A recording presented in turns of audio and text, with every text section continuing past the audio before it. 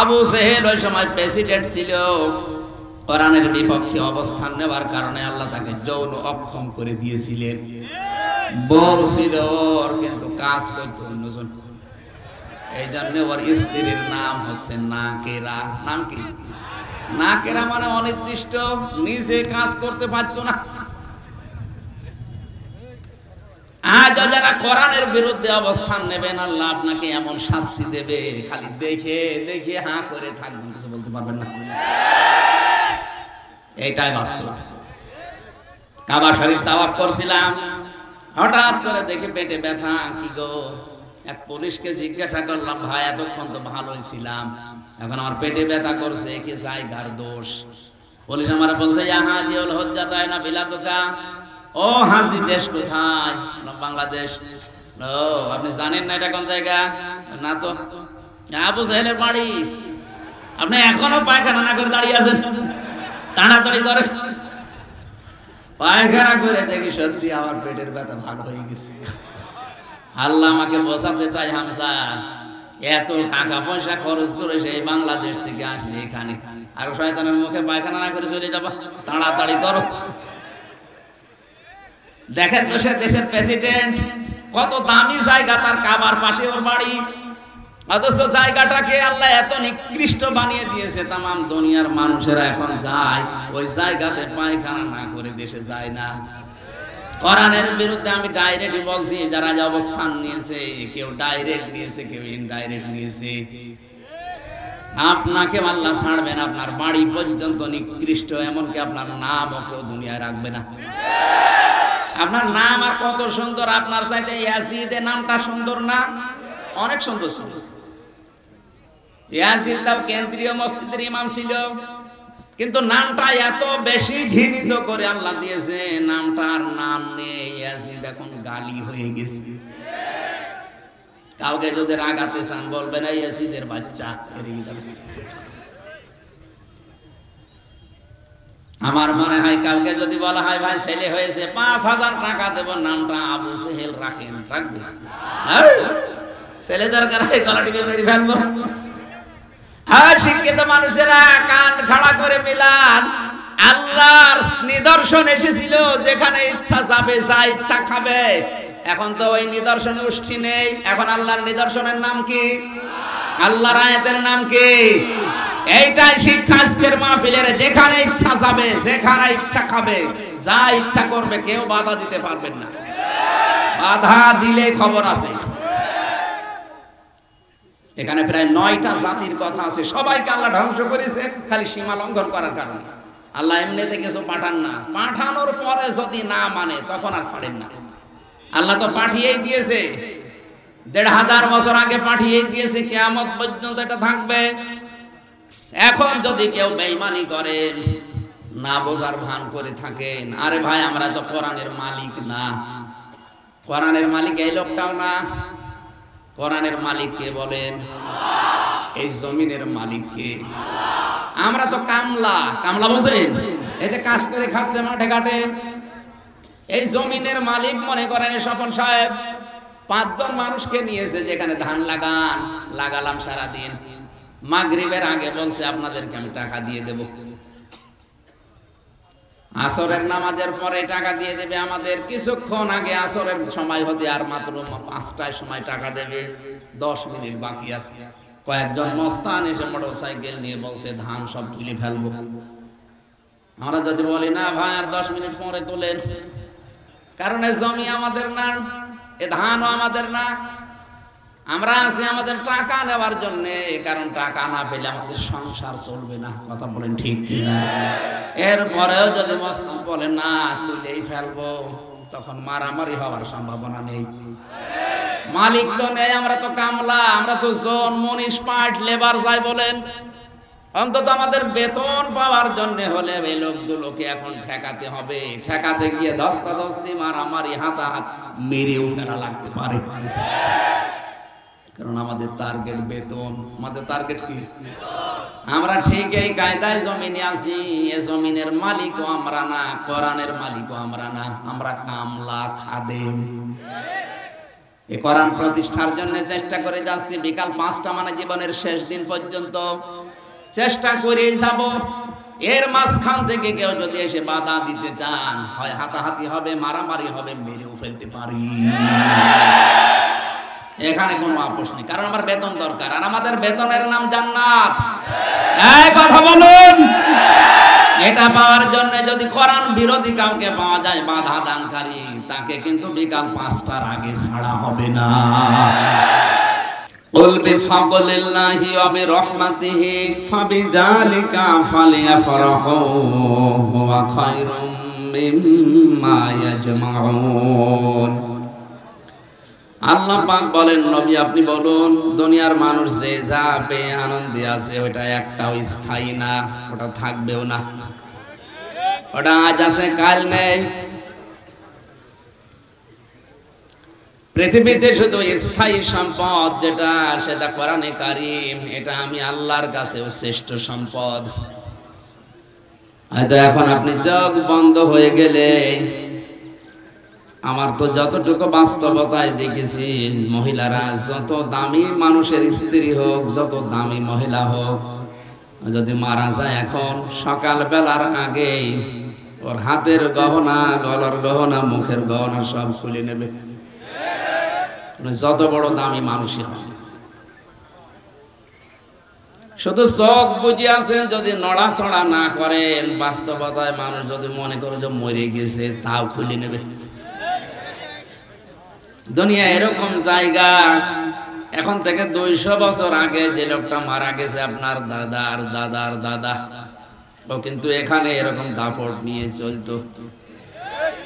ওই লোকটা 200 বছর পরে এখন যদি জীবিত হয়ে এই কালিয়াগড় এলাকায় এসে ওই বাড়িতে গিয়ে বলে, এটা আমার পৈতৃক বাড়ি, আমি 200 বছর আগে এখানে ছিলাম। 200 বছর আগের কথা যদি বলে ওই লোকটা সত্যি যদি আসে, এ মানবে? কিসের পৈতৃক বাড়ি?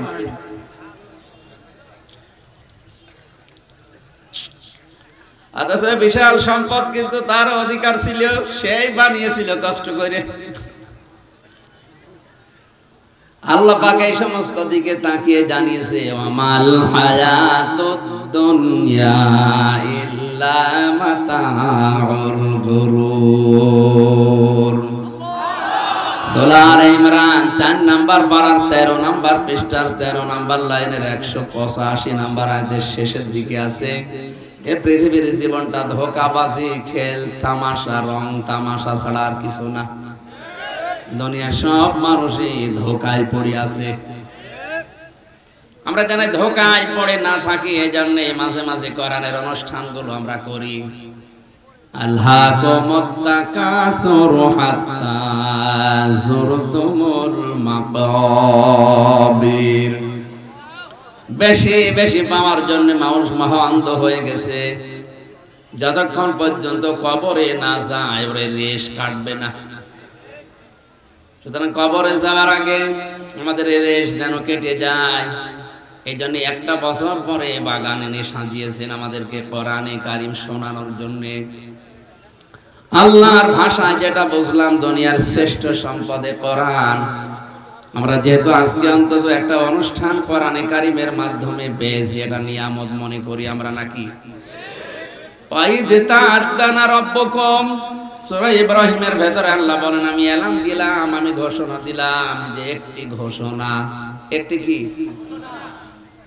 এলাকায় চেয়ারম্যান যিনি আছেন, পিয়াদাকে পাঠিয়ে একটা হ্যান্ড মাইক হাতে নিয়ে বলেন যে একটি ঘোষণা।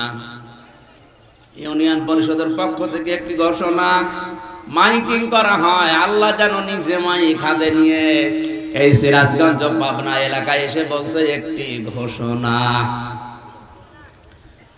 এই ঘোষণাটা কি?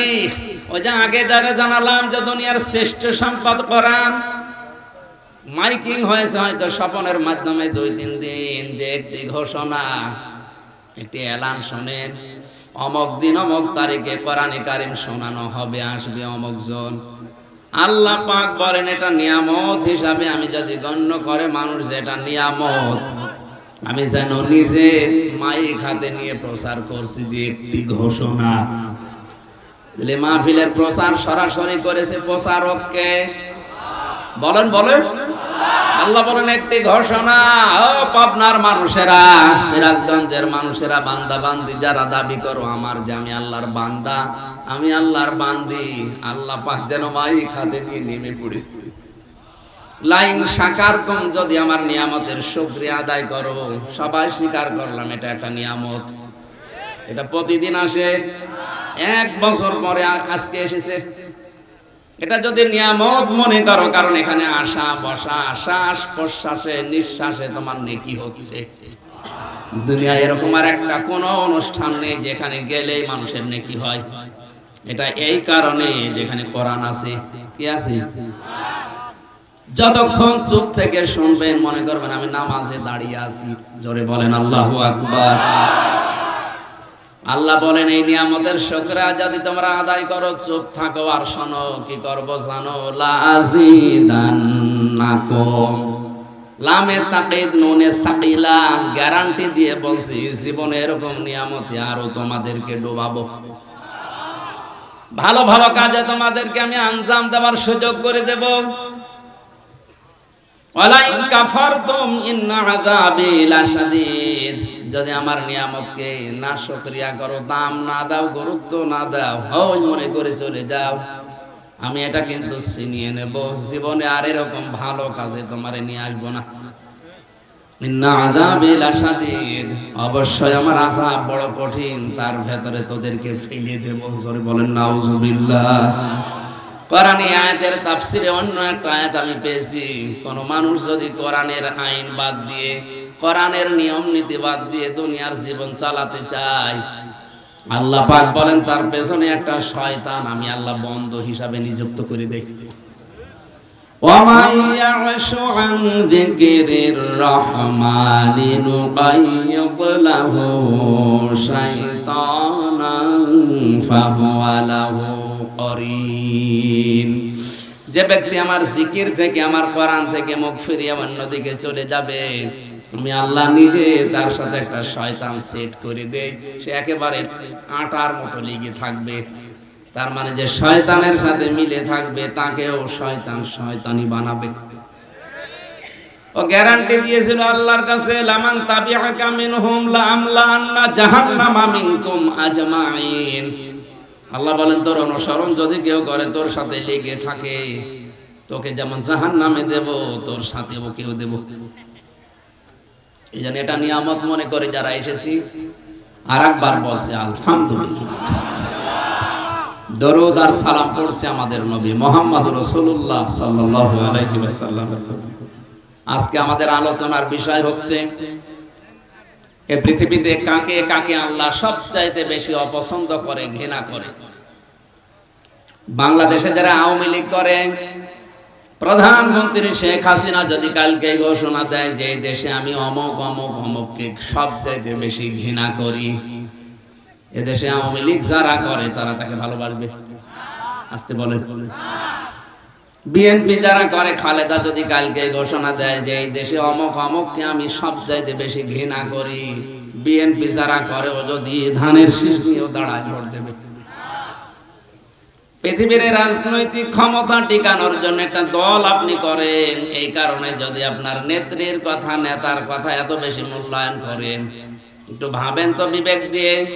তামাম দুনিয়ার মালিক যিনি, তিনি ঘোষণা দিচ্ছে পৃথিবীর এই এই এই মানুষকে আমি আল্লাহ ঘৃণা করি, তাহলে আমরা যারা তার বান্দা দাবি করছি, আমাদেরও আমার আল্লাহর এই কথা চিন্তা ভাবনা করে তাকে ঘৃণা করার দরকার আছে না নেই? আমি ৭৭ প্রকার পেয়েছি পুরা কোরআনে, যতটুকু আমার আয়ত্তে আছে, সময় কভার করে কণ্ঠ যদি সাপোর্ট দেয় আমি বলতে থাকবো, আপনি লিখে নেবেন। একটা একটা করে কোরআনে কারিমে আয়াত এবং হাদিস সেট করে বাস্তবতার সাথে আমরা মিলাবো, দেখি আল্লাহ আসলে কাদেরকে ঘৃণা করে, ওদের ভেতরে আবার আমি পড়ে গেলাম নাকি। সূরা বাকারার ১৯০ নম্বর আয়াত আমরা পড়েছি।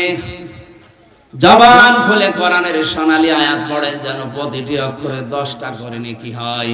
আউযু বিল্লাহি মিনাশ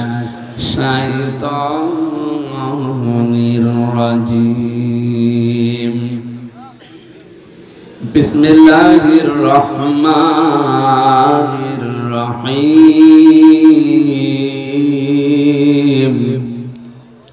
وقاتلوا في سبيل الله الذين يقاتلونكم ولا تعتدوا إن الله لا يحب المعتدين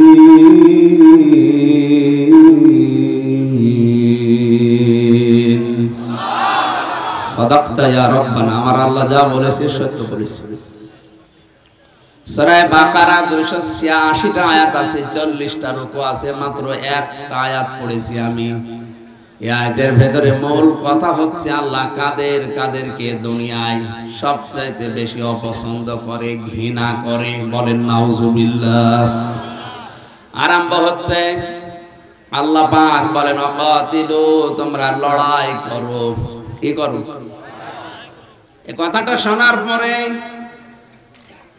আমার মনে হয় যাদের ভেতরে ঈমানের একটু সমস্যা আছে ওদের সবার কাছে এটা মনে হবে যে আল্লাহ মনে হয় মারামারির পক্ষে পৃথিবীতে এমন এমন কিছু কাজ আছে যেখানে বুখারী শরীফে কাজ হয় না বাকারি শরীফ লাগে এখানে আল্লাহ কঠিন কঠিন আইন দিয়েছেন কোরআনে এমন মানুষের চরিত্র তো আল্লাহ জানে কারণ আল্লাহ তারে বানিয়েছে পরে আপনি সোনা মধু করে ওয়াজ করে ওই সমস্ত কাজ থেকে বিরত রাখতে পারবেন না ওই জায়গায় লাগবে বাকারি কি লাগবে এই জন্যই তো চুরি করলে হাত কেটে দাও জেনা করলে সঙ্গে সার করে ফেলো ডাকাতি করলে দেশ থেকে তাড়িয়ে দাও হত্যা করলে তাকে হত্যা করে ফেলো এই কঠিন আইনগুলো আল্লাহ এমনি দেয়নি কারণ পৃথিবী শান্ত রাখা লাগবে এই দেশে কোরআনের পাখিরা 50 বছর ধরে সুদের বিরুদ্ধে কথা বলেছে কোরআন দিয়ে হাদিস দিয়ে আজও দেশে বলতে আছে আমার মনে হয় যত বলা হচ্ছে সুদ তত বাড়ছে এই যে জমিনটা আছে স্বপন ভাইকে যদি বলে আমি 1 লক্ষ টাকা দিলাম 1 বিঘা জমি আমারে দেন আমি চাষ করে খাবো যখন আপনি টাকা ফেরত দেবেন তখন জমি নিয়ে নেবেন এটা এলাকায় আছে এটার নাম কি এই কট নেওয়া যায় এটা সুদ আর আমরা সবাই এখানে কম বেশি জানি নারী পুরুষ সবাই যে সুদ খেলে মায়ের সাথে জেনা করার গুনাহ হয় সুতরাং এই কট নিয়েছেন কারা হাত তোলেন তো না এটা আমরা হাসির খোরাকি না আমরা ওয়াজ এখন থেকে আমল করব আরে ভাই আমার ইবাদত বন্দেগী ওয়াজ যদি কবুলই না হয় তো ছাতা করে আমি করব কি বলেন কট নিয়েছেন যারা একবার আল্লাহু আকবার বলে হাত তোলেন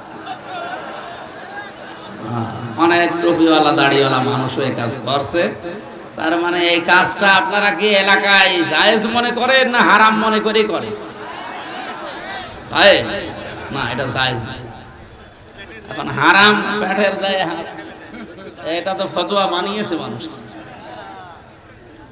যে জান বাঁচানো ফরজ জান বাঁচানোর জন্য মিথ্যা কথা বলা জায়েজ আছে কে বলেছে আপনাকে ফতোয়া আপনি কি নতুন নতুন ইসলাম বানাবেন না পেটের দায় বলেন আর যে যায় দায় বলেন হবে না হারাম কাজে যাওয়া যাবে না অন্য কোনো পন্থা অবলম্বন করা লাগবে এটা জায়েজ করার জন্য যে সুরতগুলো আছে ওইগুলো করা আমি এই যে 10,000 টাকা দিলাম এই 1 বিঘা জমি আমি 1 বছর করে খাবো ওই টাকা আমার আর ফেরত দেওয়া লাগবে না এই খেয়ে দেয় সুদ কি বলে এটা তো আপনারা করেন না না কিছু মানুষ আছে এটাকে লস হয় বলে করতে চায় না আমি প্রথম আয়াত তো ওইটাই শুরু করেছি যে দুনিয়া কিন্তু ধোঁকার জিনিস আপনি এসেছেন খালি গায়ে খালি পায়ে ন্যাংটা যাবেন ওই রকম মাঝখানে 70-80 বছর একটু চাষ করে যাবেন নাকি আমার বিশাল জীবন পড়ে আছে ওইটাই যদি ধ্বংস হয়ে যায় এই 60-70 বছরে কি হবে এজন্য পেটের দায় বললে আর এ দায় ও দায় হবে না আমি তার উদ্বুদ্ধ করতে পারি না আর আমার হাতে সে ক্ষমতাও এখন নেই যাদের হাতে এইটা আছে এই মানুষগুলো যদি চেষ্টা করত যাকাত ভিত্তিক অর্থনীতি বাংলাদেশে যদি কায়েম করত 53 বছর দেশটা স্বাধীন হয়েছে এই দেশের সুদের 4 আনাও থাকতো না ওই আফগানিস্তানে তো সুদ নেই, ওদের দেশ চলছে না, বলে যে না আমরা বাঁচবো না। বাঁচবেন না মানে আল্লাহর বিধান যেখানে মানুষ মানবে না সেখান থেকে আল্লাহ বরকত তুলে নেবে। চর্ম চোখে মনে হবে আমরা অনেক উন্নত হচ্ছি। এই মাইক ওই সাউন্ডটা ঠিক করে দেন ভাই, যারা দায়িত্বে আছেন ওই সাউন্ডটা ঠিক করে। ঠিক আছে, চুপ করে। আমার ভাইরা, আমি মাসলাটা বলার জন্য পর্যন্ত গিয়েছিলাম, এবার আমি তাফসিরে প্রবেশ করছি। আকাতিলু ফি সাবিলিল্লাহ, তোমরা লড়াই করো, সংগ্রাম করো, হত্যা করো, কতল করো আল্লাহর রাস্তায়। এই শব্দটার ব্যাখ্যা করতে গিয়ে আমার মনে হচ্ছে আল্লাহ কতলের পক্ষে, মারামারির পক্ষে। এই কারণে উনি পক্ষে কথা বলেছেন, কারণ দুনিয়ার মানুষের চরিত্র উনি জানে। পুলিশগুলো মানুষকে ডান্ডা দিয়ে ঠান্ডা করে এমনিতে না, কিছু মানুষের চরিত্র ওই রকমই। জেলখানায় 3টা বছরে আমি বাস্তবতা অনেক কিছু দেখেছি। এমন এমন মানুষ জেলে আছে 30 বছর 32 বছর জেল খাটছে, ওর কোনো পরিবর্তন নেই। ও আগে যা ছিল এখন তার চাইতে আরো বেশি হয়েছে, এখন হয়েছে টপ টেরর টিটি।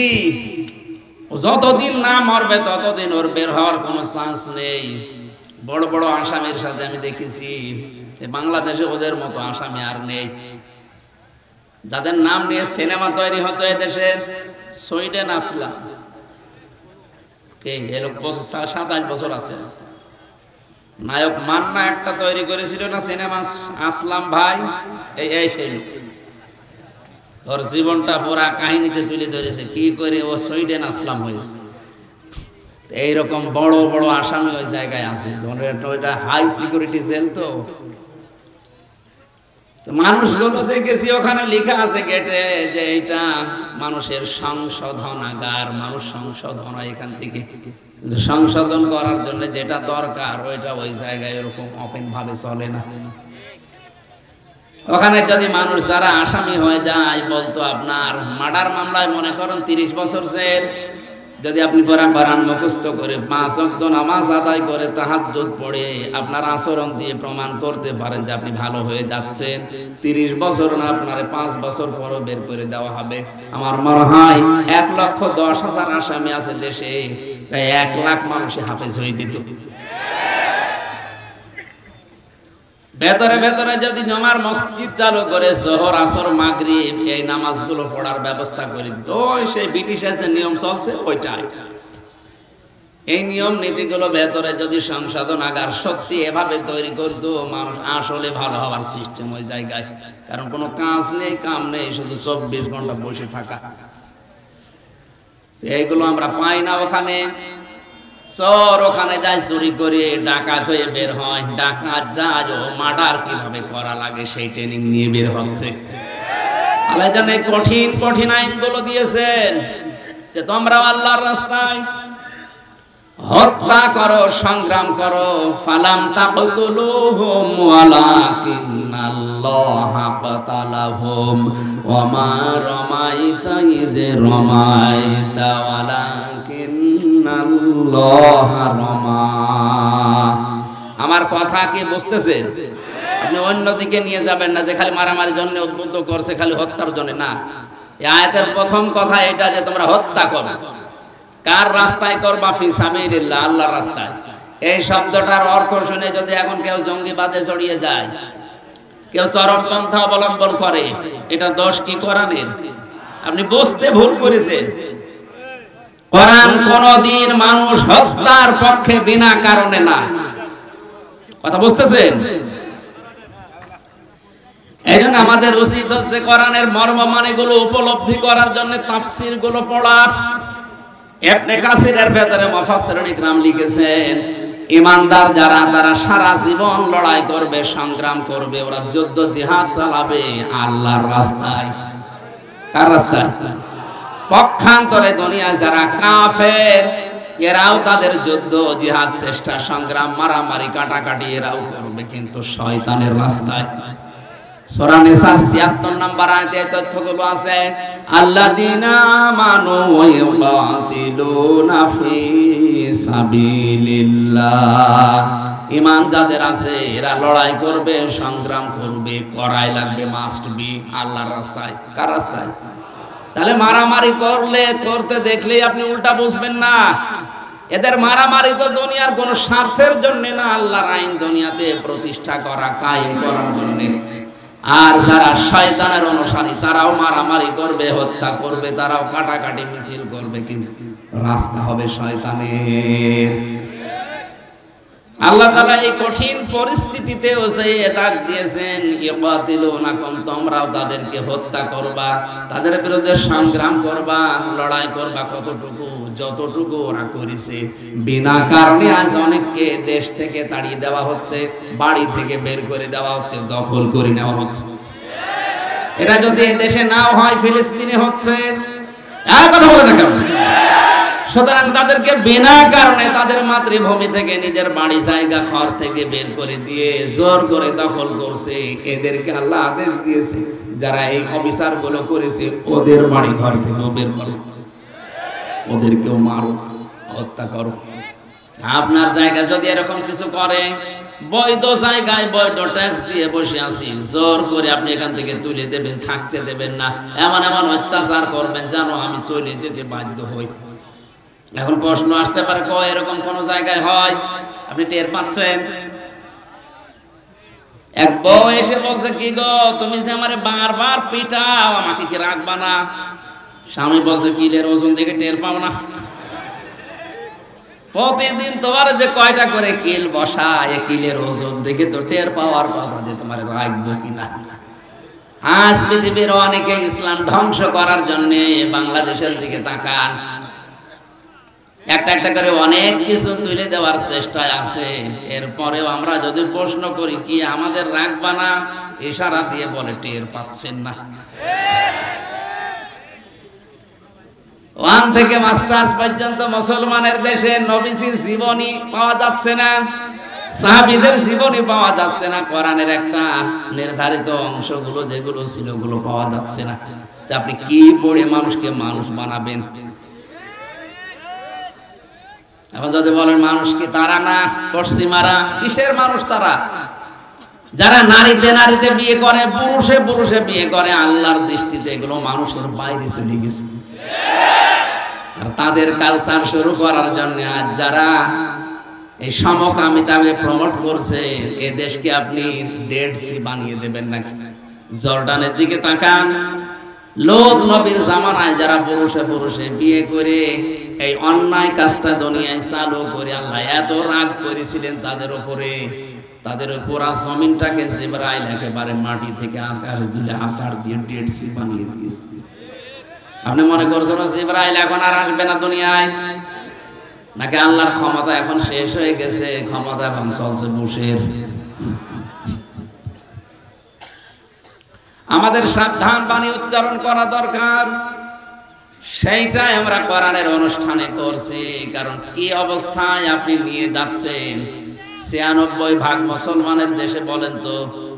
এই লোকটা একটা প্রশাসনে চাকরি করার পরেও যদি 10 জায়গায় অনুমতি নেওয়া লাগে, সাধারণ মানুষ কোরআন প্রচার করলে কি করতো? কোথায় নিয়ে যাচ্ছেন? আমি কি এখানে মারামারি করার জন্য, ডাকাতি করার জন্য, চুরি করার জন্য ট্রেনিং দিচ্ছি? ৫০,০০০ মানুষও যদি হয়, অন্তত ৫ জন মানুষও যদি দিনের দিকে ফিরে আসে, এর জীবন সাকসেস। কিয়ামতে মহান আল্লাহ এর আমলনামা দেখাবে, বলবে তুমি হজ করেছো, বলবে জীবনে হজ করার টাকা কোথায় পাবো? না, তাফসীর মাহফিল দিয়েছিলে, সেখানে হজের বয়ান হয়েছিল, উদ্বুদ্ধ হয়ে অনেক টাকাওয়ালা মানুষ হজে গেছে, যাদের হজ কবুল হয়েছে ওরকম মানুষের আমলনামার সওয়াব তোমাকে আল্লাহ দিয়ে দিয়েছে। এই নেশায়, এই পেশায় তো এগুলো করছে, তাছাড়া কোন দরকার আছে লক্ষ লক্ষ টাকা খরচ করে আপনাকে দিনের বেলা এখানে নিয়ে এসে রোদের ভেতরে বসিয়ে রাখা? লোকটার উদাহরণ দিচ্ছিলাম এমনিতে না, বাস্তবতা যেটা দেখতে পাচ্ছি। আহারে কি চলছে! কোরআন প্রচার করতে গেলে ৯৬% মুসলমানের দেশে যদি এত বাধা আসে, তাহলে হিন্দুদের দেশে কি হবে বলেন তো? টের পান না কিলের ওজন দেখে যে কি করব, তোমরা টের পেয়ে গেছি। এই জন্য আল্লাহ লড়াইয়ের কথা বলেছে, টিকে থাকার জন্য তোমাকে ওরা যে যে আচরণ করেছে ওইভাবে তোমার আচরণ করো, কিন্তু সাবধান, ওয়ালা তা'তাদু, সীমা লঙ্ঘন করবা না। কেউ যদি এক চড় তোমাকে দেয়, তুমিও এক চড় দিতে পারো অনুরূপ, কিন্তু দুই চড় দিলে আবার অবিচার হয়ে যাবে। কেউ যদি বাড়ি থেকে বের করে দেয় তোমারে, বিনা কারণে মামলা দিয়ে ধরিয়ে দেয়, এরকম পরিবেশ আসলে তুমিও ধরিয়ে দাও, কিন্তু সাবধান, সীমা লঙ্ঘন করা যাবে না। ওয়ালা তা'তাদু দিলেন কেন? জিহাদের ময়দানে গিয়েও যদি কেউ যুদ্ধ করছে, জিহাদ চালাচ্ছে, এমন সময়ও যদি সীমা লঙ্ঘনের সময় আসে না, সীমা লঙ্ঘন করা যাবে না। এটা খুব খারাপ জিনিস। বিশ্ব নবী মুহাম্মদ রাসূলুল্লাহকে পুরা কোরআনে আল্লাহ যে নির্দেশগুলো বেশি দিয়েছেন তার ভিতরে এটা একটা। হে নবী, আমি কিন্তু সীমা লঙ্ঘনকারীকে পছন্দ করি না। ইন্নাল্লাহা লা ইউহিব্বুল মু'তাদিন, যারা সীমা লঙ্ঘন করে, ক্রস করে চলে যায় বর্ডার, তাদেরকে আমি আল্লাহ পছন্দ করি না। কে বলছেন? এ দুনিয়ায় যত মানুষ বিদায় নিয়েছে নিকৃষ্ট ভাবে, পুরা কোরআনে তাদের জীবনী আল্লাহ তুলে দিয়েছে। নূহ নবী আলাইহিস সালাম, কথা বলেন না কেন? হযরত নূহর জাতির প্রতি আল্লাহ যে ধ্বংস গজব পাঠিয়েছিলেন, তারা কিন্তু সীমা লঙ্ঘন করেছিল আল্লাহর নবীর দাওয়াত পাওয়ার পরেও। হযরত হুদ আলাইহিস সালাম, তার জামানার লোকেরা সীমা লঙ্ঘন করেছিল। হযরত সালেহ আলাইহিস সালাম, তার সীমা লঙ্ঘন করেছিল জাতির লোকেরা। আল্লাহর নিদর্শন আনতে বলেছে, আল্লাহ পাঠিয়েছে, কিন্তু নিদর্শন পাওয়ার পরে দেখার পরও মানে না, আর সীমা লঙ্ঘন করে ফেলেছে। হযরত শুআয়ব আলাইহিস সালামের জামানার লোকেরাও সীমা লঙ্ঘন করেছিল। পুরা কোরআনে আল্লাহ এই ঘটনাগুলো তুলে দিয়েছে খেলা করার জন্য না, শিক্ষা নেওয়ার জন্য।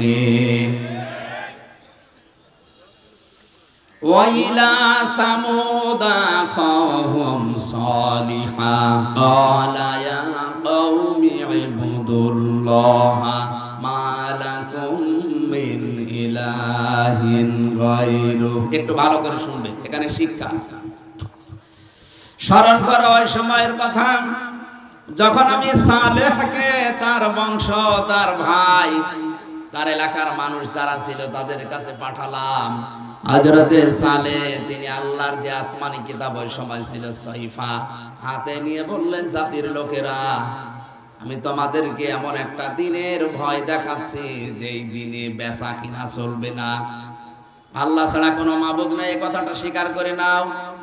কথাটা বলার পরেই তারা কিন্তু প্রশ্নের পরে প্রশ্ন তুলেছে, তুমি যদি নবী হও আমাদের মতো মানুষ হইলে কেন?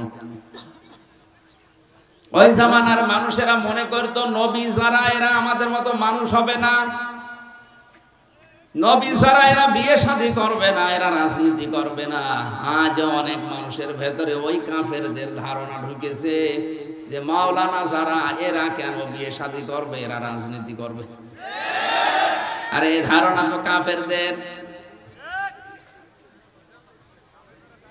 قد جاءتكم بينة من ربكم, অবশ্যই তোমাদের কাছে তোমাদের রবের পক্ষ থেকে স্পষ্ট দলিল আর প্রমাণ এসে গেছে, তোমরা মেনে নাও। এই যে সহিফা দেখালেন, তারা বলছে এই সহিফা আমরা মানি না, আমরা একটা জিনিস দেখতে চাই, যদি দেখাতে পারেন তাহলে মেনে নেব আপনারে।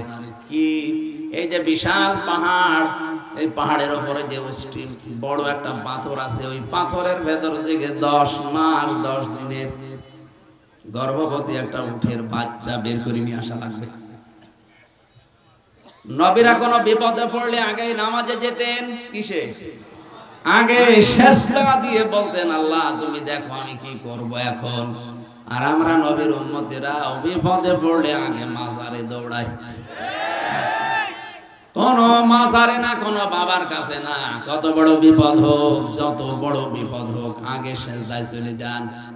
এইটাই নবীর জীবনী, এইটাই নবীদের সুন্নাহ। বিপদে পড়লেই তারা সেজদা দিত, কারণ নবীজি জানিয়েছেন যখন মানুষ সেজদায় চলে যায় তখন আল্লাহর ওই বান্দার মাঝে কোনো পর্দা থাকে না। আলাইসাল্লাহু বিকাফিন আবদা, আমি কি আমার বান্দার জন্য যথেষ্ট না যে ও মাজারে দৌড়াবে? এখন থেকে এলাকায় যারা আল্লাহ বাদে অন্য কারো কাছে সাহায্যের জন্য দৌড়ান, এক্ষুনি থেমে যান। আল্লাহ কিন্তু আফসোস করছেন, আলাইসাল্লাহু বিকাফিন আবদা, সূরা জুমারের ভেতরে আছে, আমি কি আমার বান্দার জন্য যথেষ্ট না যে ওর জন্য আবার মাজারে মানত করা লাগবে? আপনি বলেই দেখেন না কেন, 30 সেকেন্ড 35 সেকেন্ড 1 মিনিটে আপনি সেজদা শেষ করে দেন, আধা ঘন্টা 1 ঘন্টা একটা সেজদায় পড়ে থাকেন, দেখেন দুনিয়ার যত মজা আল্লাহ ওর ভেতরে রেখে দিয়েছে। বাইরের জগতে আমরাও সময় পেতাম না, এখনো পাচ্ছি না ভালো। জেলখানায় 3টা বছরে যেহেতু অন্ধকার প্রকোষ্ঠে এক ঘরের ভেতরে কন্ডেম সেলের ভেতরে তালাবদ্ধ ছিলাম, আমি বাস্তবতায় দেখেছি কোন মানুষ যদি 2টা 3টার সময় উঠে 1 ঘন্টা 1.5 ঘন্টা একটা সেজদায় চোখের পানি ফেলে মনের কথাগুলো বাংলায়ও বলতে পারে। আমি নিজের কথা বলছি, আল্লাহর কসমে যে কোরআন আমার সামনে, যেদিন 45 মিনিট 1 ঘন্টা সেজদায় পড়ে কাঁদতেছি, মনে হচ্ছে দুনিয়ায় স্ত্রী ব্যবহারের চাইতে এটা আরাম লাগছে। আপনি করে দেখেন কত আরাম, কত শান্তি আল্লাহ ওর ভেতরে রেখেছে। সেজদা দেখছে উনি আড়াই সেকেন্ড 3 সেকেন্ড 5 সেকেন্ড 15 সেকেন্ড উঠে পড়ছে, আপনি পাবেন কি? কারণ সেজদায় গেলে মনে হয় যে আল্লাহর কুদরতি পায়ে মানুষ পড়ে আছে। প্রধানমন্ত্রী শেখ হাসিনার কাছে যেভাবে জড়সড় হয়ে আদবের সাথে নড়াচড়া বাদ দিয়ে দাঁড়িয়ে থাকেন, উনি তো তাম পৃথিবীর সব কিছুর মালিক, এরকম বড় মনে করে কেউ যদি ওইরকম দাঁড়িয়ে রুকু দিয়ে সেজদা দিয়ে বলতো, আল্লাহ আমি কিন্তু অসহায় হয়ে পড়েছি, মহান আল্লাহ তখন নিজে ফেরেশতাদেরকে বলতেন এইদিকে তাকা, এই মানুষটাই তোরা তৈরি করতে নিষেধ করেছিলি, দেখ কি আদব, সেজদায় পড়ে কিভাবে কান্নাকাটি করছে। মন থেকে যদি সত্যি মানুষ কিছু বলতে পারে, ওটা কিন্তু আরশে চলে যায়।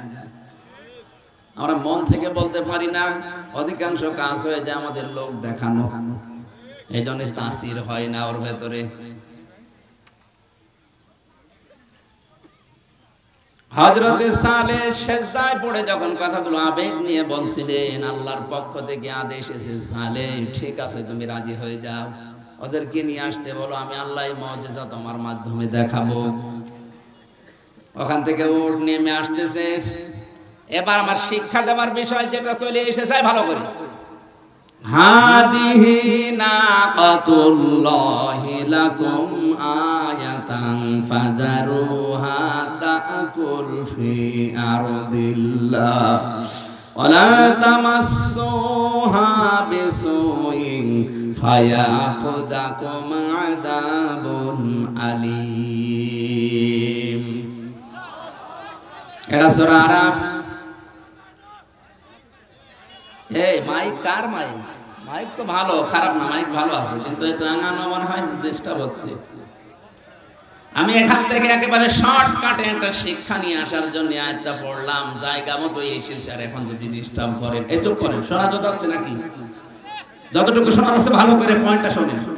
কত মানুষ বসে আছে দেখছেন না? এখানে কত আলেম ভেতরে ভেতরে আছে, আপনি টের পাচ্ছেন না? চেহারা আমার অনেকের চেনা আমি দেখতে পাচ্ছি। দেখেন কি সুন্দর করে তারা বোঝার চেষ্টায় আছে। আল্লাহ তাআলা বলেন, হাদিহি নাকাতুল্লাহ, হে সালেহ জাতির লোককে জানিয়ে দাও, এটা কিন্তু আল্লাহর উষ্ঠি, আয়াতান, এটা আল্লাহর নিদর্শন। এটা কি বলেন বলেন? আয়াত মানে নিদর্শন, এটা আল্লাহর একটা সৃষ্টি, আল্লাহ পাঠিয়েছেন। ওয়ালা তামাসসুহা বিসুইন ফায়াখুযাকুম ফাযারুহা তাকুল ফি আরদিল্লাহ, এর জমিনে ছেড়ে দাও, যেখানে ইচ্ছা যাবে, যা ইচ্ছা খাবে, কিন্তু সাবধান, খারাপ কোনো ইচ্ছা উদ্দেশ্য নিয়ে এই উষ্ঠির কাছে আসবা না। যদি আসো ফায়াখুযাকুম আযাবুন আলীম, এই যে আসো যদি, তাহলে সীমা লঙ্ঘন হবে, তখন আল্লাহর আযাব তোমাদেরকে ধরবে। হযরতে সালেহ ঘোষণা দেওয়ার পরে যেখানে যায়, যেখানে ইচ্ছা যায়, যা ইচ্ছা খায়। হাজার হাজার বছর আগে নাই উষ্ঠি আল্লাহ পাঠিয়েছিলেন, ১৫০০ বছর আগে যেটা পাঠিয়েছেন আয়াত হিসাবে, নিদর্শন হিসাবে, পৃথিবীর শ্রেষ্ঠ নিদর্শন, তার নাম কোরআন। কথা বলে না কেন? হযরতে সালের যে উষ্টে ওটা বিদায় নিয়েছে, ওর কার্যকারিতা মুজিজা শেষ হয়ে গেছে। হযরতে মুসাকে আল্লাহ লাঠি দিয়েছিলেন, উনি কবরে গেছে, লাঠিরও কার্যকারিতা শেষ হয়ে গেছে। এখন আর মিশরের জাদুঘরে ওই লাঠি ছেড়ে দিলে সাফ হয় না। কথা বলেন। হযরতে ঈসা নবী বিদায় নিয়েছে, উনি মারা যাননি, উনি আসমানে আছে, আসবে কিয়ামতের আগে।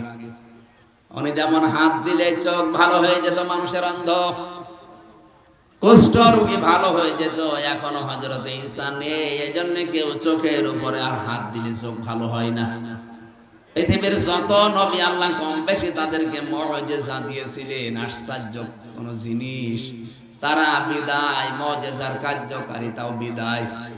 মুহাম্মদুর রাসূলুল্লাহকে আয়াত আল্লাহ যা দিয়েছেন, যে মুজিজা দিয়েছেন, এই মুজিজা এই কোরআনে আয়াত আজও আছে না নেই? কিয়ামত পর্যন্ত থাকবে। এই কোরআন যেখানে ইচ্ছা যাবে, যেখানে ইচ্ছা যাবে, যা ইচ্ছা করবে। কথা বলেন না কেন? উষ্ট্রীকে আল্লাহ বলেছিলেন, এরা আমার উষ্ট্রী, তাকুল ফি আরদিল্লাহ, এটা জমিনে খেয়ে বেড়াবে, সাবধান, যা খাবে যেখানে যাবে কিছু বলতে পারবা না, কারণ জমিন আমি আল্লাহ, উষ্ট্রীও আমি পাঠিয়েছি।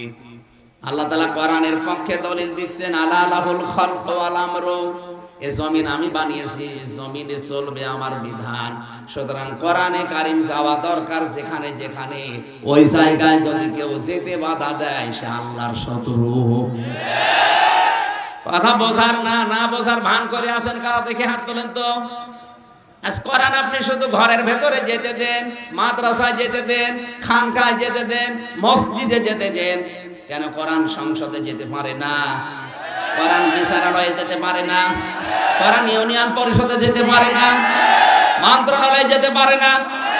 যেখানে যেখানে যাওয়ার ইচ্ছা কোরআনের আল্লাহ যেখানে যেখানে নাম দিয়েছে ওখানে নিয়ে যান, সাবধান, বাধা দেবেন না। বাধা দিলে সালে নবীর জামানায় যে গজব এসেছিল, আল্লাহ কিন্তু এখনো পাঠাতে পারে। আমার কথার অর্থ যারা বুঝেছেন আলহামদুলিল্লাহ, আপনি যদি নাও বোঝেন, রাম আর আমরা বুঝে ফেলেছি কি বলতে চাই, এই জন্যই তো আসতে দেয় না। ওরা জানে যে কত দূর গেছে। কোরআন শরীফ পড়ে, আমার বাবা মারা গেছে, আরে বেটা তোর বাবা মরে গেছে, এখন পড়ি করবো কি? তোর বাবা যেখানে যেখানে ছিল ওই জায়গাগুলো যদি কোরআন নিয়ে যেত, তাহলে আজ আর পড়া লাগতো না। তোর বাবা কোথায় কোথায় গেছে তুই টের পাস না?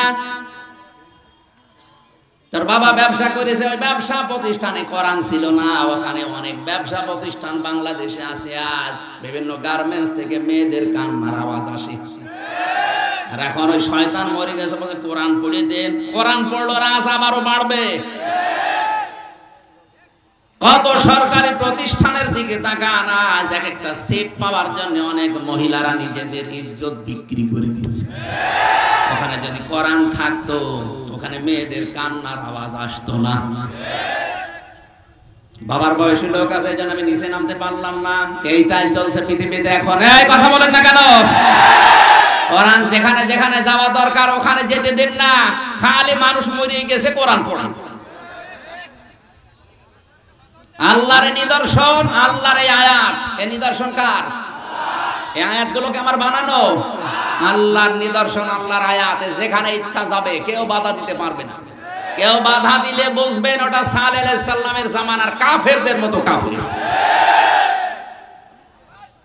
আযাব আসতেছে, কোরআনের বিরুদ্ধে যারা অবস্থান নিয়েছে আযাব আসছে। আমি তো আমার এই ছোট্ট চোখে যা দেখলাম, এদেশে যারা সত্যি ডাইরেক্ট ইনডাইরেক্ট কোরআনের বিরুদ্ধে অবস্থান নিল, হয়তো কেউ ডাইরেক্ট নিয়েছে, কেউ ইনডাইরেক্ট। আপনি তাকান তাদের জীবনের দিকে, এই মানুষগুলোর শেষ বয়সে তাদের ছেলে মেয়ে, বউ, বেটার বউ সব মুখে লাথি দিয়ে তাড়িয়ে দিয়েছে, অথচ বিশাল দাপট ছিল দুনিয়ায়। আপনি আর কয় টাকার মালিক এখন? আবু জেহেল ওই সময় প্রেসিডেন্ট ছিল, কোরআনের বিপক্ষে অবস্থান নেওয়ার কারণে আল্লাহ তাকে যৌন অক্ষম করে দিয়েছিলেন। বউ ছিল ওর, কিন্তু কাজ করতো অন্যজন। এই জন্য ওর স্ত্রীর নাম হচ্ছে নাকেরা। নাম কি? নাকেরা মানে অনির্দিষ্ট, নিজে কাজ করতে পারতো না। আজও যারা কোরআনের বিরুদ্ধে অবস্থান নেবেন আল্লাহ আপনাকে এমন শাস্তি দেবে, খালি দেখে দেখে হাঁ করে থাকবেন, কিছু বলতে পারবেন না। এইটাই বাস্তব।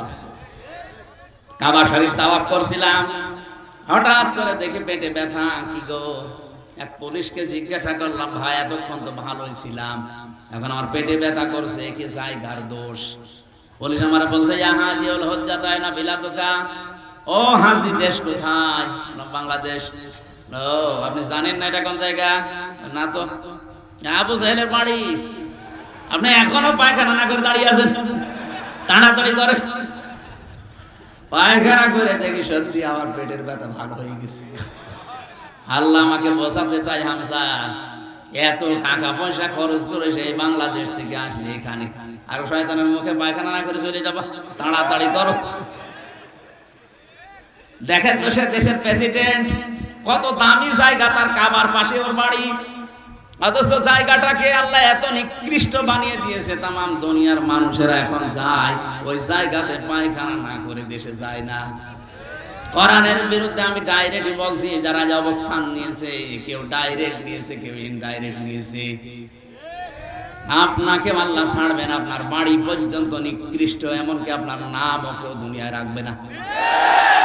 আপনার নাম আর কত সুন্দর, আপনার চাইতে ইয়াজিদের নামটা সুন্দর না? অনেক সুন্দর ছিল। ইয়াজিদ তাও কেন্দ্রীয় মসজিদের ইমাম ছিল, কিন্তু নামটা এত বেশি ঘৃণিত করে আল্লাহ দিয়েছে, নামটার নাম নেই, ইয়াজিদ এখন গালি হয়ে গেছে। কাউকে যদি রাগাতে চান বলবেন এই ইয়াজিদের বাচ্চা। আমার মনে হয় কালকে যদি বলা হয় ভাই ছেলে হয়েছে ৫,০০০ টাকা দেব, নামটা আবু সেহেল রাখেন, রাখবে? ছেলে দরকার হয় গলা টিপে মেরে ফেলবো। হ্যাঁ, শিক্ষিত মানুষেরা কান খাড়া করে মিলান। আল্লাহর নিদর্শন এসেছিল, যেখানে ইচ্ছা যাবে, যা ইচ্ছা খাবে। এখন তো ওই নিদর্শনে উষ্ঠি নেই। এখন আল্লাহর নিদর্শনের নাম কি? আল্লাহর আয়াতের নাম কি? এইটাই শিক্ষা আজকের মাহফিলের। যেখানে ইচ্ছা যাবে, যেখানে ইচ্ছা খাবে, যা ইচ্ছা করবে, কেউ বাধা দিতে পারবেন না।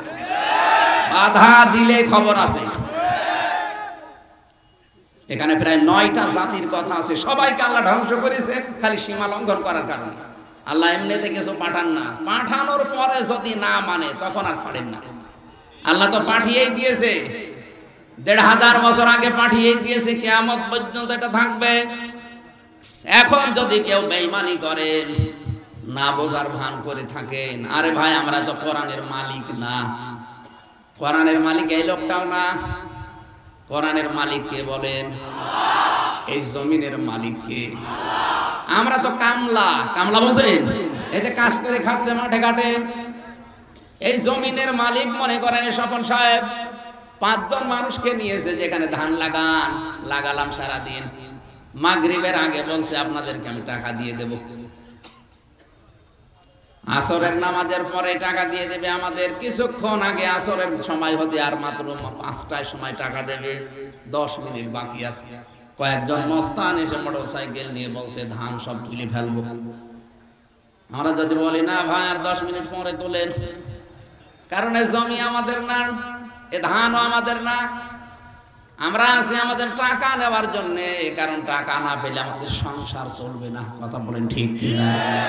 এরপরেও যদি মস্তান বলে না তুলেই ফেলবো, তখন মারামারি হওয়ার সম্ভাবনা নেই। মালিক তো নেই, আমরা তো কামলা, আমরা তো জন মনীষ পাট লেবার যাই বলেন।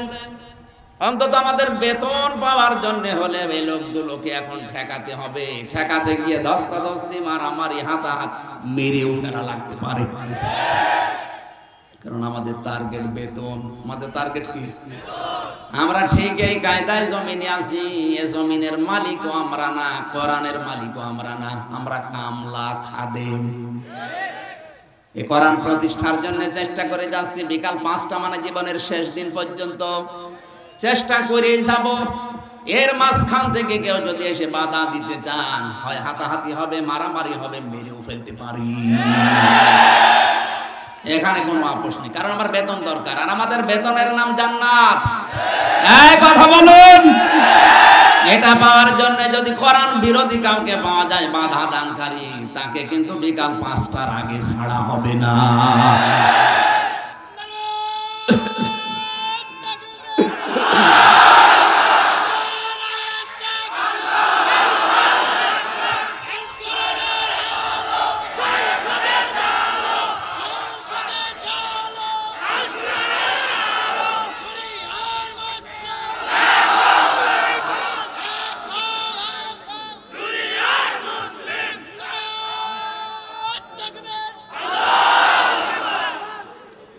এখানে যে 9টা নবীর নাম আমি বিস্তারিত না বলে একটাই শুধু শেষ করলাম। যদি আল্লাহর নিদর্শনকে, আল্লাহর আয়াতকে কেউ প্রতিহত করেন, বাধা দেন, কি আসবে? শাস্তি। কি আসবে? শাস্তিগুলো কিন্তু চলে আসতেছে একটা একটা করে। দ্বিতীয় নম্বরে আল্লাহ তাদেরকে সবচাইতে বেশি ঘৃণা করেন যারা জালেম, যারা অত্যাচারী। জালেম মানে যেই জিনিস যেখানে রাখা দরকার ওইটা ওই জায়গায় না রেখে অন্য জায়গায় রাখে যারা, তারাই আল্লাহর দৃষ্টিতে জালেম। আপনি যে কোনো ধর্মের হন, আপনি সত্যি করে মন থেকে বলেন তো কোরআনে কারিম আসলে থাকা দরকার সবচাইতে উপরে না পায়ের কাছে? আরে ভাই, উপরে তো আপনি আর রাখেন না। উপরে রাখতে গেলে রাজনীতি মনে করেন আপনি, এটা তো রাখার দরকার উপরে। উপরে না রেখে যারা আজ নিচে রাখতে চায়, পেছনে টান মেরে ফেলতে চায়, তারা জালেম। এই যে টুপিটা, এটা মাথায় দেওয়া দরকার কোথায়? বলেন বলেন। এটা যদি আমি পায়ের সাথে বেঁধে রাখি, এটা টুপির সাথে জুলুম। 96% মুসলমানের দেশে কোরআন থাকবে সবার উপরে সংসদে, ওখান থেকে আইন প্রণয়ন হবে কোরআন দিয়ে, ওইটা বাংলাদেশে বাস্তবায়ন হবে। এগুলো না করে যারা আজ মানুষের তৈরি করা আইনগুলো কায়েম করার জন্য চেষ্টা করছেন, আপনি জালিম। শিক্ষিত মানুষের জন্য আমি নাম নিলাম না, আপনি বুঝে ফেলেছেন। আপনি আল্লাহর কাছে ঘৃণিত যারা কোরআনের আইন বাদ দিয়ে মানুষের আইন তৈরি করা, প্রতিষ্ঠা করার জন্য চেষ্টা চালাচ্ছে। 3 নম্বরে আল্লাহ তাদেরকে বেশি ঘৃণা করেন যারা অহংকারী। এই পৃথিবীতে অনেকে সম্পদের অহংকার করা, ক্ষমতার অহংকার করার কারণে আল্লাহ ঘৃণিত বানিয়ে বিদায় দিয়েছে। যেমন কারুন, সূরা কসসের ভেতরে বিস্তারিত লেখা আছে কারুনকে আল্লাহ এত শাস্তি দিয়েছেন কঠিন এই অহংকারের জন্য। সম্পদের অহংকার করেছিল। মুফাসসির লিখেছেন আল্লাহ এখনো পর্যন্ত প্রতিদিন ওরে মাটির ভেতরে 1 বিঘত করে গাড়তেছে। কিয়ামত পর্যন্ত 1 বিঘত করে মাটির নিচে গাড়তেই থাকবে। বলেন নাউজুবিল্লাহ। 4 নম্বরে আল্লাহ তাদেরকে পছন্দ করে না যারা অপচয় করে, অপব্যয় করে। এখানে দুটো গুরুত্বপূর্ণ শব্দ আছে, এইদিকে তাকান। অপচয় আর অপব্যয় আরবিতে শব্দ হচ্ছে দুইটা, একটা হচ্ছে ইসরাফ আর একটা হচ্ছে তাবজির। ইসরাফ কাকে বলে? এই লোকটা 2 কেজি আম লাগবে পরিবারে, টাকার গরমে 10 কেজি আম কিনে 8 কেজি পচাচ্ছে আর 2 কেজি খেয়েছে, এটার নাম ইসরাফ। এটা হারাম। আম কেনা জায়েজ নেই, কথা বলেন না কেন? কিন্তু বেশি করে ফেললেন আপনি, এটার নাম ইসরাফ। আর তাবজির কাকে বলে? যেটা কেনা জায়েজ নেই ওইটা যদি কেউ টাকা দিয়ে কেনে, যেমন মদ, বিড়ি, কথা বলছেন না? সুতরাং যারা বিড়ি কেনেন, সিগারেট কেনেন, মদ কেনেন, এটা হচ্ছে তাবজির। ওই যে আলু কিনে বা আম কিনে টাকা নষ্ট করেছে, ওইটা হচ্ছে ইসরাফ। আর কেউ যদি টাকা নষ্ট করে, মদ কিনে, বিড়ি কিনে, সিগারেট কিনে, সেটা হচ্ছে তাবজির। আর তাবজির যে করে সে আর মানুষ থাকে না, সে শয়তানের ভাই হয়ে যায়। আমার এই ছোট্ট জীবনে পুরা কোরআন শরীফ আমি প্রায় এই জেলখানায় প্রায় 250 বারের উপরে পড়লাম পুরাটা।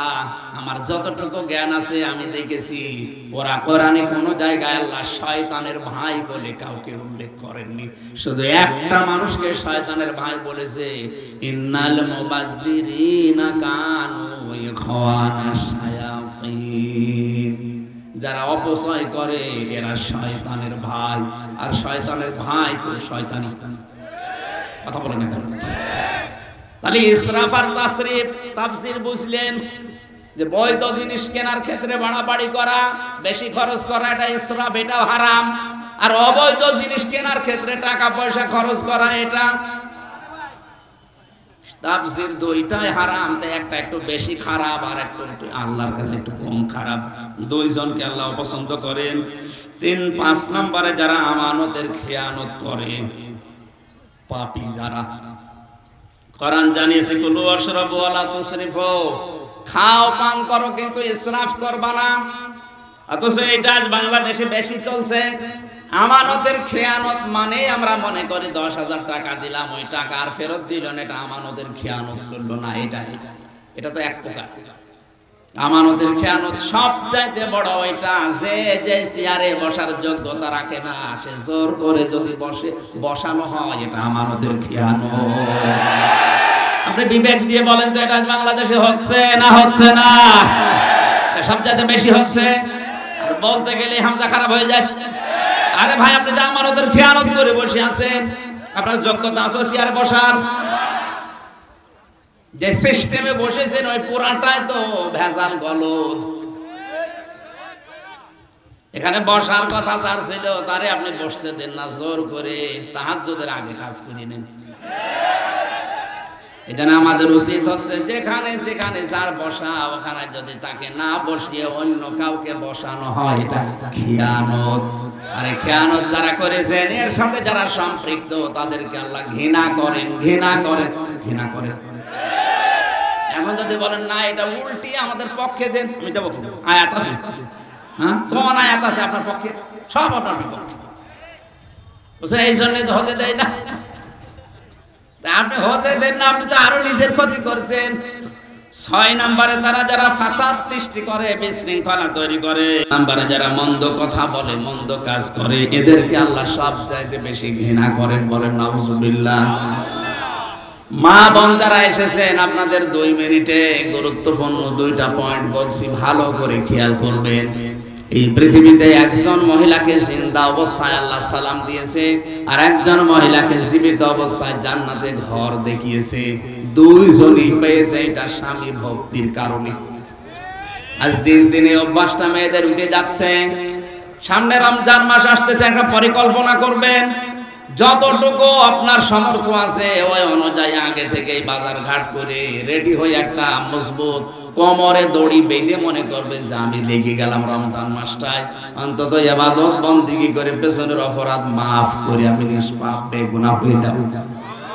আর রোজার মাসে যদি খালি মার্কেট এগুলোই করতে থাকেন, তা আল্লাহকে সময় দেবেন কখন? খাদিজাতুল কুবরাকে আল্লাহ সালাম দিয়েছে তার স্বামী ভক্তির নিদর্শন হিসাবে। এত বেশি ভক্তি শ্রদ্ধা স্বামীর প্রতি দেখিয়েছে, নিজের জীবনের সব কিছু স্বামীকে দিয়ে দিয়েছে, সম্পদ আদি। আল্লাহ খুশি হয়ে তাকে দুনিয়াতে জীবিত অবস্থায় একজন মহিলাকে সালাম দিয়েছেন। বলেন সুবহানাল্লাহ। আরেকজন মহিলাকে আল্লাহ শুধু সালাম না, তাকে জান্নাতের ঘর পর্যন্ত বানিয়েছেন। তার নাম আসিয়া। তিনিও স্বামীর প্রতি বরদোয়া দেননি। তার স্বামী হাতের ভেতরে পেরেক লাগিয়েছিল, মাথার উপরে পেরেক লাগিয়েছে, এরপর আসিয়া কোনদিন বলেন না আল্লাহ তুমি আমার স্বামীকে ধ্বংস করে দাও না। তিনি বলেছিলেন নাজ্জিনি মিন ফিরাউন, ইয়া আল্লাহ তুমি আমাকে আমার স্বামীর অত্যাচার থেকে বাঁচাও, কিন্তু তুমি আমার স্বামীর উপরে গজব দিও না। ও মা বোনেরা, আপনি নামাজ পড়েন, রোজা রাখেন, কালো বোরকা পরেন, মনে করছেন আমার মতো ভালো মানুষ নেই, আমি জান্নাত পাবো না, পাবে কে? অথচ নবীজি যেই কারণে জাহান্নামে আপনাদের দেখেছে, সিম্পল কারণ। আল্লাহর নবী বলেন ওই মহিলাকে আমি নবী জাহান্নামে দেখলাম যারা রাস্তাঘাটে চলার সময় চুল খুলে খুলে চলতো, 8-60 পোশাক পরতো, আর এমন পোশাক পরতো যেটা পরাও যা, না পরাও তা। 2 নম্বরে ওই মহিলাকে আমি জাহান্নামে বেশি দেখেছি যে মহিলা তার স্বামীর সাথে কুফরি করে। সারা জীবন লোকটা আপনার পেছনে শ্রম দেয়, মাথার ঘাম পায়ে ফেলে, হঠাৎ একটা সাবান কম হলে আপনি বরদোয়া দিয়ে দেন, গালি দেন যে তোর বাড়িতে এসে কিছুই পেলাম না। আপনার পেছনের সব আল্লাহ ধ্বংস করে দিয়েছে। আল্লাহ মেয়েদেরকে খাদিজাতুল কুবরার মতো, হযরতে আসিয়ার মতো যেন স্বামী ভক্তা হওয়ার তৌফিক দান। বলেন আমিন। আমি বাস্তবে এই জেলখানাতে স্বামী স্ত্রীর অধিকাংশ পরিবারের এই যে সমস্যার কারণে জেলে মানুষ বেশি গেছে। 100 জনে প্রায় 60 জন তো হবে, হয় বউ মার্ডার করা, না বউ আদমারা করে ফেলেছে, এরকম মানুষই বেশি। এখন স্বামী স্ত্রীর দাম্পত্য কলহ কি করে তৈরি হয়, কি করে এই গন্ডগোলগুলো হয়, আর এটা বাঁচানোর সিস্টেম কি, এগুলো আমি টুকে, ওখানে তো খাতা কলম দেয় না, তাও টুকেছিলাম আস্তে আস্তে কারারক্ষের মাধ্যমে এটা বের করে পরবর্তীতে বই করেছে। ওই যে গাড়ি আছে না, সাদা গাড়ি, এটা আমার নাই, এই গাড়িতে বইগুলো আছে। স্বামী স্ত্রীকে কিনে দেবে আর স্ত্রী স্বামীকে দেবে, দিয়ে বলবেন বইটা 130 পৃষ্ঠার বইটা পড়ো, 10 দিন 15 দিন 1 মাস ধরে পড়ো। দাম্পত্য জীবনে কলহ কি করে তৈরি হয় আর এটা বাঁচানোর সিস্টেম কি, আজ পরকীয়া প্রেমে দেশ চেয়ে যাচ্ছে। এটার আযাব এবং শাস্তির ধরনগুলো ওখানে দেওয়া আছে, যাওয়ার সময় এগুলো নিয়ে যান, পরিবারস্থ লোকদেরকে পড়ান, আস্তে আস্তে জীবন গঠন করেন। আমিন। বারাকাল্লাহু লানা ওয়া লাকুম ফিল কুরআনিল আযীম। আল্লাহুম্মা আমিন। রব্বানা যালামনা আনফুসানা ওয়া ইল্লাম তাগফির লানা ওয়া তারহামনা লানাকুনান্না মিনাল খাসিরিন। ربنا ظلمنا أنفسنا وإن لم تغفر لنا وترحمنا لنكونن من الخاسرين رب العالمين। সিরাজগঞ্জ পাবনার কালিয়াকড় এই ময়দানের দিকে তোমার দৃষ্টিটা দিয়ে দেখো, হাজার হাজার বান্দা বান্দিরা দিনের বেলায় হাজারো কাজ বাদ দিয়ে তারা কোরআনে কারীম শুনছিল। কোরআন শোনার জন্য যাদের এত আগ্রহ, আল্লাহ এদেরকে তুমি ওমরের মতো হিরো বানিয়ে দাও। সওয়াব যদি দিয়েই থাকো কোটি কোটি গুণে বাড়িয়ে দাও। কিয়ামতে যেদিন কেউ কারো হবে না, সুপারিশ করার জন্য যে নবী আসবে ওই নবীর রওজায় পৌঁছিয়ে দাও। দুনিয়ার মাটির নিচে যত মানুষ আছে আল্লাহ কোরআনের ইজ্জতে মাফ করে দাও। যত গুনাহ করিয়াছি গোপনে মাফ করে দাও আল্লাহ তুমি নিজ গুণে। মাহফিলের আয়োজন করতে গিয়ে তোমার যে যুবক বান্দারা এলাকা মানুষকে সাথে নিয়ে কোরআনের আয়োজনে আঞ্জাম দিল, আমার আকরাম ভাই স্বপন সহ যত যুবকরা এই মাহফিলের জন্য শ্রম দিয়েছে, অনেকের নাম আমি জানি না, তোমার কুদরতের খাতায় তাদের নামগুলো লিখে নাও। যে মা তাদেরকে পেটে নিয়েছে, মায়ের পেট তুমি খালিদাতুল কুবরার মতো বানিয়ে দাও। আল্লাহ তাআলা আমার স্বপন ভাইয়ের স্ত্রী সন্তানাদি যেগুলো দিয়েছো সহি সালামতে রাখো, তার মা বাবাকে ক্ষমা করে দাও। সাইদুল ইসলাম ভাই, নাসির ভাই সহ যত মানুষ কোরআনের জন্য খেদমত করেছে আল্লাহ ওসমানের সাথে কবুল করো। মা বোন যারা এসেছে এদেরকে তুমি শান্তি দাও। কত মানুষ স্বামীর সংসারে সব শান্তিতে আছে, এদেরকে খাদিজার মতো আয়েশার মতো বানিয়ে দাও। স্বামীগুলোকে হযরতে মুহাম্মদ রাসূলুল্লাহর মতো চরিত্র দাও, হযরতে আলীর মতো স্বামী বানিয়ে দাও। আল্লাহ তাআলা বড় আশা নিয়ে কোরআনের এই ময়দানে তুমি জেলখানা থেকে যখন মুক্তি দিয়েছো, আমার কণ্ঠটা আগের অবস্থায় ফিরিয়ে দাও। সহজ সরল ভাষায় কিছু কথা যেন বলতে পারি সেই তৌফিক দাও। কোরআনের জন্য আমাকে যারাই ভালোবাসে আল্লাহ তুমি তাদেরকে তুলে নাও। মোজাম্মেল ভাই সহ যত মানুষ কোরআনে কারিমের জন্য আমাকে ভালোবাসে মহব্বত করে আল্লাহ তুমি হামে ও নাসির হয়ে যাও। রব্বি হাবলি মিনাস সালিহিন, রব্বি হাবলি মিনাস সালিহিন। আসরের নামাজের আযান হবে, আমরা শেষ করে দিয়েছি। যতটুকুই শুনলাম জানলাম, অন্তত এই 7 প্রকার মানুষ থেকে তুমি আমাদেরকে বাঁচাও। আমরা এদের সাথে সম্পর্ক রাখতে চাই না, যেন না রাখি সেই ব্যবস্থা করে দাও। আমরা তোমার গোলাম হতে চাই। ইয়াকা না'বুদু ওয়া ইয়াকা নাস্তাঈন। আল্লাহুম্মা ইন্নী আসআলুকা শাহাদাতান ফি সাবিলিক ওয়াজআল মাউতি ফি বালাদি রাসূলিক। তোমার ইসলাম তুমি রক্ষা করবা আমাদের মাধ্যমে, আল্লাহ তুমি আমাদেরকে মাধ্যম বানিয়ে দাও। শাহাদাতের মরণ দিয়ে ধন্য করো। কখন কার ডাক চলে আসে জানি না, সেজদা অবস্থায় মরতে চাই। যখনই নামাজের সেজদায় থাকবো, আজরাইলকে পাঠিয়ে আস্তে করে জীবনটা তুমি নিয়ে নিও। আর একবার হলেও যেন পড়তে পারি শেষ কথা, লা ইলাহা ইল্লাল্লাহু মুহাম্মাদুর রাসূলুল্লাহ।